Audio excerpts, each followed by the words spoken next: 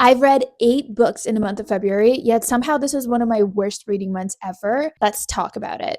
I'm gonna go in chronological order. I have read The King of Ashes on my Kindle. This book had a very intriguing concept, yet I felt like there was a lot of things that just personally didn't work out for me. I'm having a hard time with books where I cannot root for any of the characters, where I dislike everybody because it takes away from the overall story for me. If you're interested, I have made a separate video just talking about this book, but I ended up rating this 3 stars. I would recommend it to you if you like S.A. Cosby's writing, if you can deal with those heavy themes. Otherwise, I feel like his other books have been better for me so far. Then, as part of my reading goals for 2026, I am trying to read more nonfiction. So I have listened to the audiobook of Everything is Tuberculosis. I ended up giving this 5 stars. I have learned a ton about tuberculosis. This was interesting. This was easy to get through. I didn't feel like I was bored. This was a topic that I didn't realize I was very interested in. And the audiobook is only 5 hours, so it's definitely doable. I would highly recommend this to anybody who's trying to expand their horizons this year. Then I read one of Kindle Unlimited's little Valentine's novellas, Valentine's Slay. This was an absolute miss for me. I didn't like the storyline. I didn't like the characters, the spice, everything was off. Our little gravedigger digs up a person who's been dead for 2 days, but nobody noticed that she wasn't actually dead. And then they just have sex, and then that's kind of the whole novella. I understand the concept that these novellas are not going to be like anything huge and life-changing, but I've had fun with the Halloween releases, and this was just very meh. Then, ahead of the movie release, I have read Wuthering Heights. I said I was going to make a whole video on the movie versus the book, but I feel like I missed the mark on that. I love this book. I feel like I'm one of those people who finds this super toxic longing extremely romantic, and there's something about a man so obsessed with you that even after death, he's still haunted by your thought. I love this book. I think I ended up rating this 4 stars. Then I got The Valley of the Dolls from the library. I've already returned this book. This was for my Lust Lies and Alibis book club, and this was one of the worst reads I have read this year so far. There is not a single thing that I can say that I have liked about this book. I hated the characters. I feel like there was zero character development. This book was written in the 50s or 60s, so it's filled with these slangs and ways of talking to women that I just don't appreciate in 2026. Everybody is fat and old, even if they're 25 and a size 4.